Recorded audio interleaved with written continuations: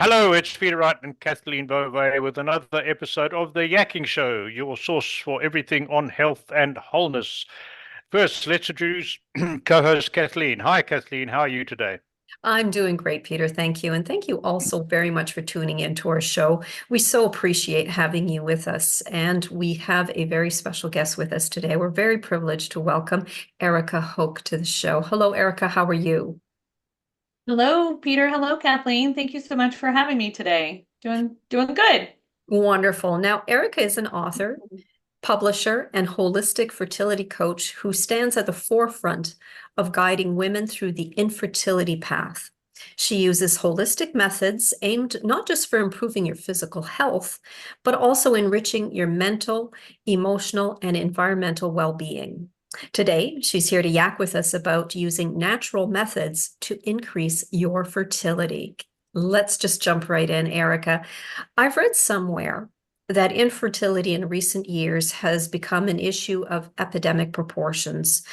What do you think accounts for the increase in infertility rates?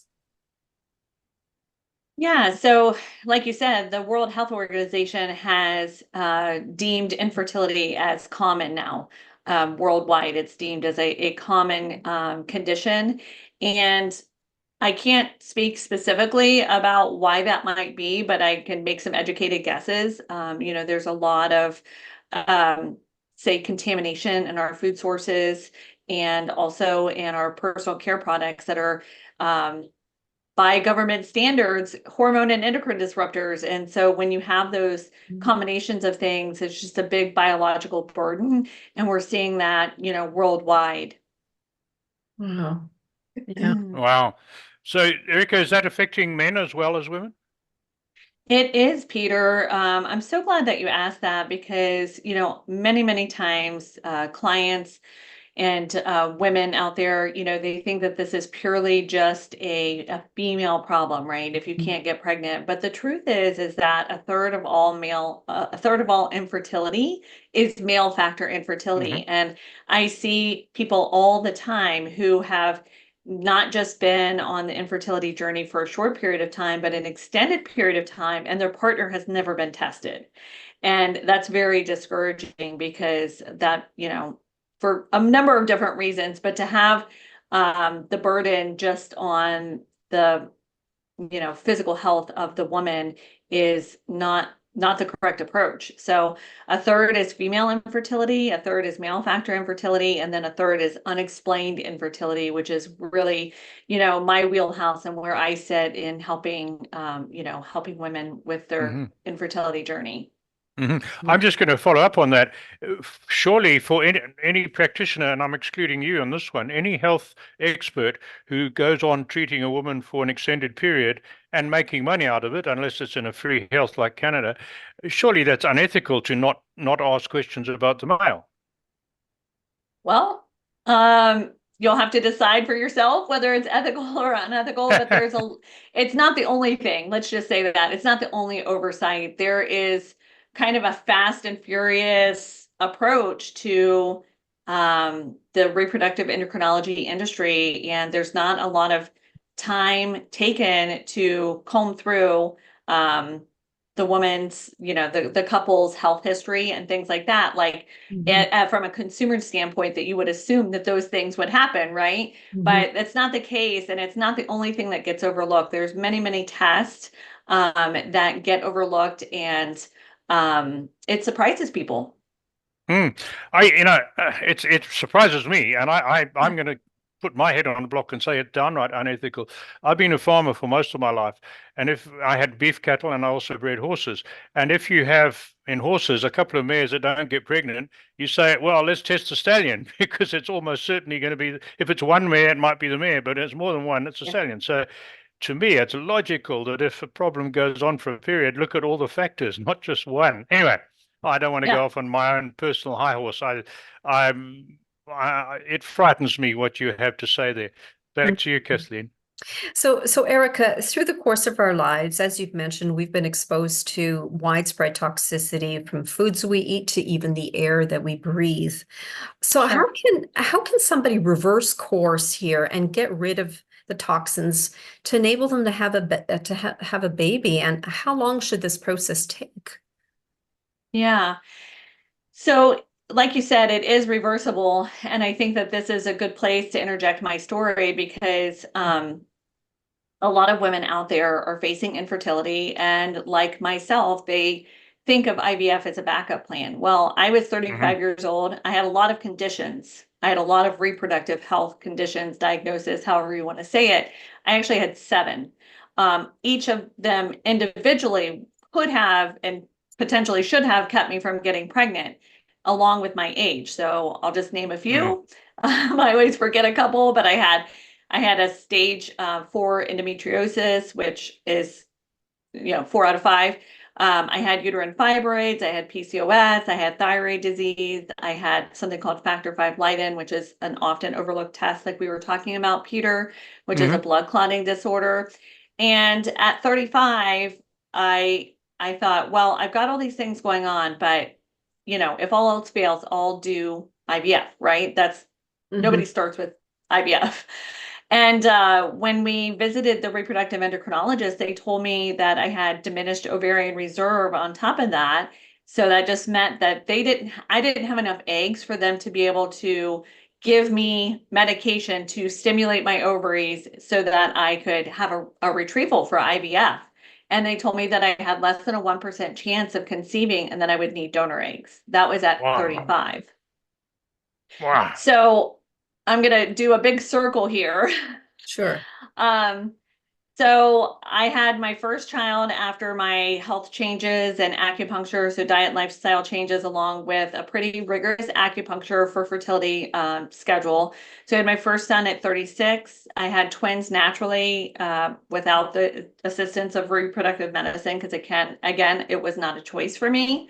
At 39, and then I miscarried a second set of twins at 41, and then had my last child a month before my 43rd birthday. And so I kind of say if anybody could I was voted least likely to get pregnant. If anybody could get pregnant through diet lifestyle changes, if I could, anybody could, right? And so to answer your question, to circle back, Kathleen, it takes about 3 months to improve your egg quality. And basically what I say to people is if you don't do any of these things, nothing else that you do matters. So if you don't improve your egg quality, if you don't remove the toxins, if you don't replenish your body, if you don't deal with the stress, all the things that I focus on with my clients, if you don't do any of those things, whether you can do IVF or not is irrelevant. Because the hormone and endocrine disruptors, our National Institute of Health, I know you guys are in Canada, but our National Institute of Health states on their website that hormone and endocrine disruptors not only make it less likely to get pregnant naturally, but they also decrease your chances of having success with IVF or IUI procedures. So nothing else matters if you don't do these foundational things first. And you definitely can. It's not just me. Like, it's not just the women that I've helped. There are other women out there that, that have women in my book, my authors who have gotten pregnant successfully after they've been given very poor chances and after a ton of unsuccessful medical procedures. So, Wow. okay, so you mentioned acupuncture for fertility, and then you Yes. basically cleaned up your diet. What did that look like exactly? And what else did you do? Right. So it's overwhelming to think about, first of all. So let's call that elephant out in the room. This is why people need coaches for anything, right? Is because they get overwhelmed with exercise or diet or whatever. And so what we do is we implement small, impactful changes, right? So it looks like whole foods. It looks like non-processed foods. It looks like replacing the biggest contaminators in our home and our environment, which for your listeners, the best thing that you can do to improve your health, whether you're trying to get pregnant or not, is use a clean laundry product because you're on your sheets or in your clothes 23 and a half hours a day, right? So this applies to everybody. The other ones are off-gassing and they're breaking down against your skin and being absorbed through your skin all day and all night long. So it's a whole separate conversation. But things like that where we can take a step-by-step, impactful and incremental approach during those 3 months to improving your overall health. And it's just systematic, right? It's just the systematic elimination of the toxic things and then also replenishing. So I'm not a nutritionalist. I have a certified nutrition coach that comes in and helps with my clients with the replenishment part, but we're talking about high antioxidant foods, the things that we all hear about, but putting those in greater quantities, right? So we're going to detox and then we're going to replenish with, the red berries and the blueberries and the dark cherries, the dark fruits, the dark leafy greens, and the good omegas through, the fatty fishes and things like that. So, I'm just going to jump in here, Peter, because I have another Sure. question, because I appreciate everything that you're saying, Erica, and because I had the same issue. And but what was interesting to me is that, as all the wonderful things that I did for myself and the proactive things that I did for myself, I'd look around and I'd see other people that were, heavy smokers, heavy drinkers, did not, just everything. Their whole lifestyle was just a complete disaster in terms of being healthy, and yet didn't have any problems having children. Right. And it is try to get my the head around frustration. that. Yeah. And what is going on with that? I just why does it affect some and not others? Like, it should be, I don't know. I just don't have an answer for that. And I'm sure nobody has an answer for it, but do you have any thoughts about that? I do. Yeah, I do have some thoughts about that. I think that some of it is tied to a little talked about condition called, it's a genetic mutation called MTHFR. I don't know if you've had anybody talk about this on the show. No. It might be a clue. It might be a tip off for your next guest, right? Find somebody to talk about MTHFR. So basically what that is it's a methylation issue at a cellular level. So methylation is the detox term for your cells. So a huge portion of the population has this, and for a lot of people, it doesn't affect them, right? They live their lives, they have babies when they want, all the things, right? But for some of us, the MTHFR, whether it's because it's a combination of diet in MTHFR, or maybe it's a condition of trauma in MTHFR, your body just is not able to cope, right? Unexplained infertility is a symptom. It's not a diagnosis, right? So your body is telling you for some reason, whether or not you have MTHFR or whether you have something else going on like trauma in our past, like we're going to talk about the book I know in a minute, but one of my authors, the only thing that helped her was she had gone through some IVF processes, and at the suggestion of her IVF doctor, she went through some hypnotherapy, because if you looked at her chart, if you looked at her stats, she was the picture of health, but she couldn't get pregnant. Well, it turns out that she had some repressed trauma that was as a toddler that was verified by her parents, and this was all brought to light. And once she processed that trauma, then she was able to conceive and carry. And so we can't, it always gives me chills to tell her story, because we can't dismiss the mental health and the stress load that has on the body, right? And especially, I'm sure that you can read between the lines, especially when we're talking about, sexual abuse and sexual trauma, and that, like, when the Me Too movement came out, like, look how many women, had to say. And so I really believe that a lot of those traumas that are repressed or not dealt with really contribute heavily to, women's infertility journeys. Wow. Wow. Interesting. Yeah, I had never heard of that MTHR. So thank you for No. bringing that up. Yeah, Yeah. MTHFR. Yeah. FR. FR. Well, we Mhm. must certainly look into that. MTHFR. Yeah. We Yeah. will look into that.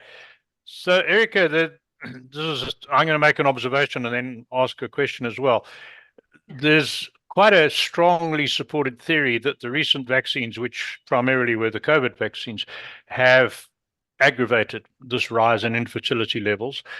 And something that tells me there could be some substance to that is that, having lived most of my life in Africa, many of these infertility problems were virtually unheard of in third world countries, right? In Africa, they seem to be far worse in the Western world and in the more successful Asian countries that have a similar first world lifestyle. So, of course, in Africa, there are problems with nutrition, I accept, but there's far less exposure to toxicity, less exposure to stress, and they live a rural lifestyle. And I think, I don't have facts to prove it, but I'm pretty certain that infertility is less of a problem in closed communities like the Amish and Mennonite community for the same reasons. Am I on the right track here? Well, that was a lot to address. Sorry. I think, no, let me just start with the last thing that you said. I don't know about the Amish and the Mennonite community, and I don't think that you would be able, as an outside viewer to get Sure. a good picture of that just because it's not talked about. There's, Hmm. if there's one place in the world that that kind of shame would be, suppressed, it's probably that community. Sure. So Sure. I don't Sure. know that we would ever get a clear picture of that. That would be a great study for somebody. As far as Africa goes, Africa has one of the highest infertility rates right now in the world. They have a soaring infertility problem, Really? and Oh. they do actually. And several of my authors are from South Africa as Oh, yeah. well, and contributed to the books, including the woman that I mentioned that went through the hypnotherapy. I can't really address that because I'm not immersed into that lifestyle, but I will Sure. tell you things like when we're talking about, the MTHFR and the genetics and just the toxic burden and things like that. It could be things like heavy metals and that sort of thing from, vaccine protocols over there. Again, I'm just not versed well enough in what they actually, the government requires of them there. So, but I know that, the heavy metals in vaccinations and things like that can be contributors to infertility. Sure, sure. Just on talking about the Amish and Mennonite communities, people have done a lot of research on autism in those communities, and they found that autism in I think it was specifically Amish, is something like the same level it was in the 1950s or 60s in the rest of the USA, whereas it's got exponentially worse amongst the general community in the USA. It's Mhm. now 1 in 40 or 1 in 50, and I think the Amish is still 1 in 8,000, right? Yeah. So is it lifestyle? Is it lack of vaccine? I don't know, but it's something to do with the way they live compared to the way everyone else lives. And I just wondered if there might be a parallel with infertility, but as you say, very difficult to find out. Mhm. Wow. Okay, back to you, Kathleen. So Erica, you mentioned a little bit, you told us a little bit about your own story. You were given 1% chance of getting pregnant, and here now you are with 4 wonderful children.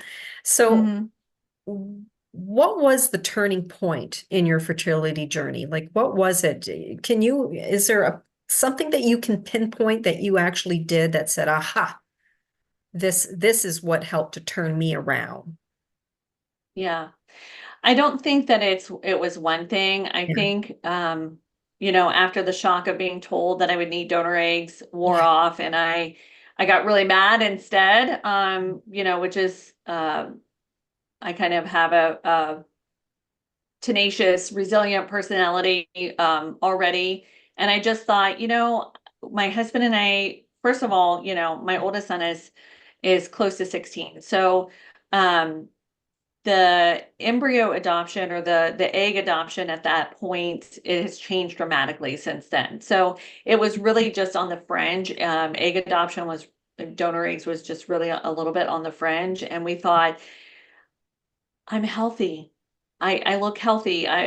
we're not going to accept this. We don't know what's wrong, but I started researching all the things that I teach now of what affects infertility. And I found out that there's a lot of things that affect infertility. And so I started doing all the things all at the same time.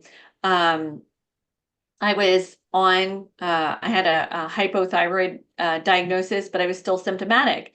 And this is one of the things that I talk about at length is that personalized care for things like, thyroid, because the thyroid range of normal is very vast, and so I was Mhm. still symptomatic. So I got personalized care for that.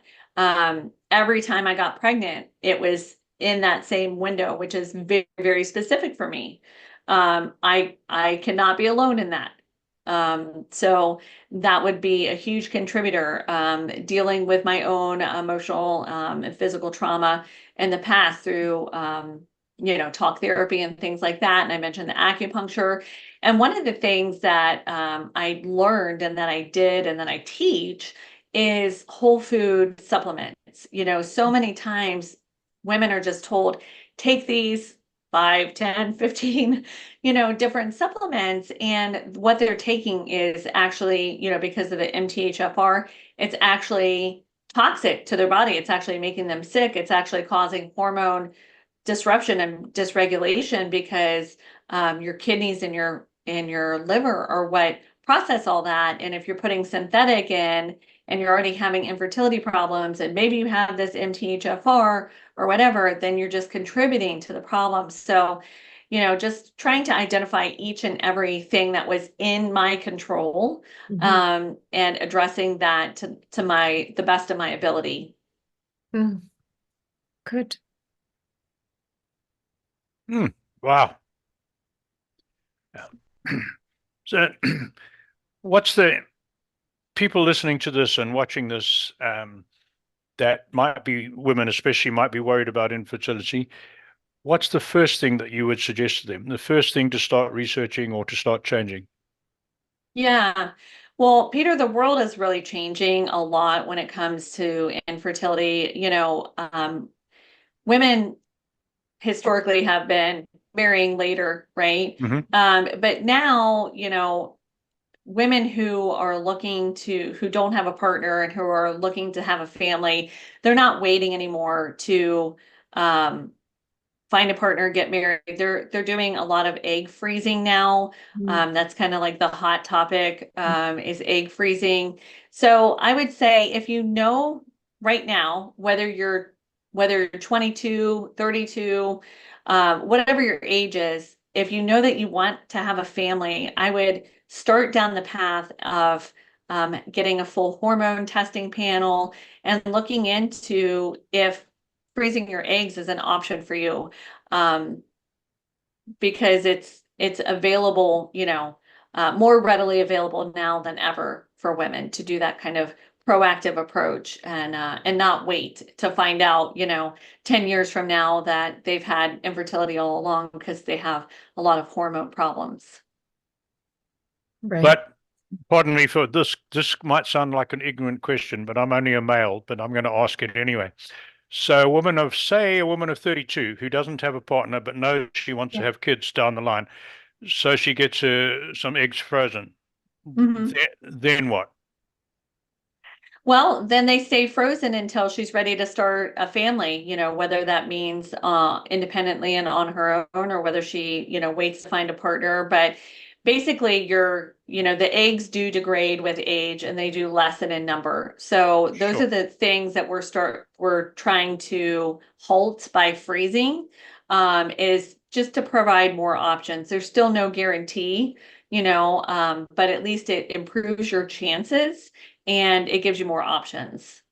Okay, but again, I'm expressing my ignorance, but I'm sure many people listening to this are going to ask the same question. What if she gets to menopause? Those eggs, she can't use those eggs. Surely she would have to find a surrogate mother to to have those eggs fertilized and carried to term. Would she not? Yeah, that is true. Okay, But again, you're lengthening your amount of sure. choices, you're improving your choices. And so, just even being able to use your own eggs, even if you have to have a surrogate, is for most people a much preferred choice than having to look for an egg donor. So it's just yes. giving you more options. Sure. No, I understand completely. Thank you for Yeah. explaining it. I was just trying to take Sure. that to its logical conclusion. And again, I was looking at it with male blinkers. So thank you. Now I understand. Back to Yeah. you, Kathleen.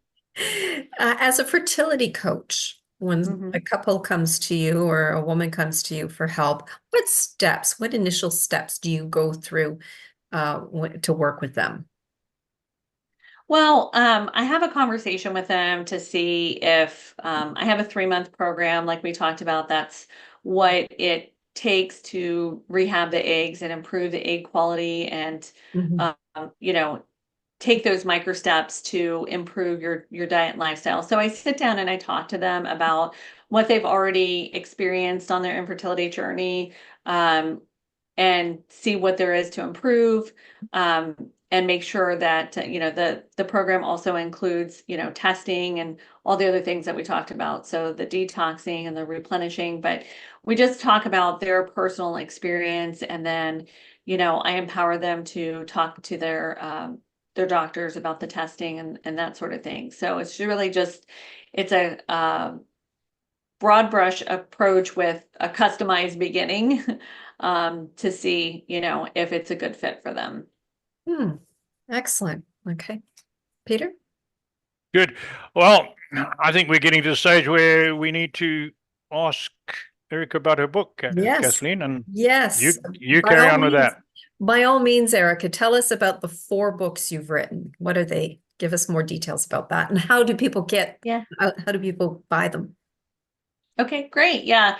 The Infertility Success series. So it's Infertility Success, um, uh, stories of help and hope for your journey. Okay. And then Infertility Success, more stories of help and hope for your journey. So those first 2 books are, all 4 books are collaboration, but those first 2 focus on women's fertility journeys. And it's really told from a rear view mirror approach, where we really wanted the women reading it to connect with that particular author and that story. Mhm. And so it's not a memoir just for memoir's sake. We wanted the reader, we wanted to help them. We wanted to say, hey, stop right here. So there's tips throughout the book, where they can stop, where the author will say to them, hey, if you're experiencing this, make sure you get this test done.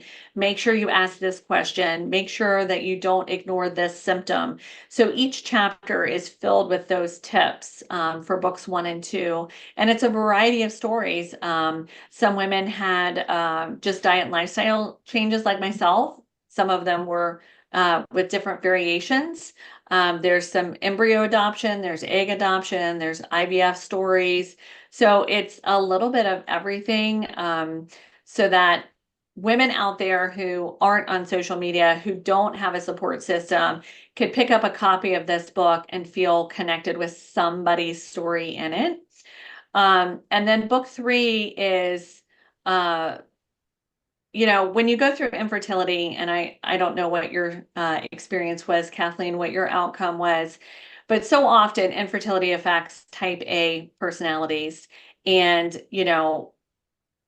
there's a lot of repressed emotion during the infertility journey. There's a lot of loss. There's a lot of grief associated with that. And a lot of times that 800-pound gorilla, he just keeps getting stuffed in his cage, right? And then the whole time, we're pregnant, we think the baby is going to die. And then the whole time, we think that we might die during delivery, or the baby might die when he comes. And it's very stressful when you've gone through infertility and you haven't dealt with the emotions. So really, it just highlights women's emotional fallout after an infertility journey. People think of the baby as a prize, right? It's a magic wand. All this terrible things that have happened to you during your infertility journey are now done. You have a baby. And it's very isolating still for women who have gone through infertility, because they still are separated from their peer group. They can't say to their friends with a a baby the same age, oh my gosh, I'm not sleeping, this baby is driving me crazy. There's this shame because they've been through an infertility journey. They were the lucky ones. They got what they wanted. So it's very isolating, and the emotional fallout after an infertility journey is very stressful. So that book is Infertility Success to Postpartum Mess, The Truth That Nobody Tells You. And then the fourth book is Infertility Success, Stories of Faith and Miracles. And those are just stories of faith walks, whether, infertility improved, strengthened your relationship with God, whether it created, a lot of doubt and feelings of punishment and things like that. We really wanted to those authors and I really just wanted to shine a light in those areas where people feel very shamed, and not able, to have somebody to talk to about those things. So that's the series. That's the Infertility Success series, and those are all available on Amazon and pretty much where all books are sold. So fantastic. That's yeah. wonderful. Well, how do people contact you? Yeah, thank you, Kathleen. My website is the best place. Okay. It's just Erica with a C, so it's Erica, and then my last name is Hoke, and I like to say that that's like hope, but with a K, so Hoke. So ericahoke.com. I'm also on Instagram at infertilmom4 and on YouTube under my first and last name as well. Wonderful. Great. My goodness. So I've got to jump in quick, if I may, with another question for Erica. What's your message? I might be old, but I still have a lot of concern about the way women are treated by society and by men. So what's your message for the husbands or partners of women who are struggling with infertility right at the early stages? What would you tell those men?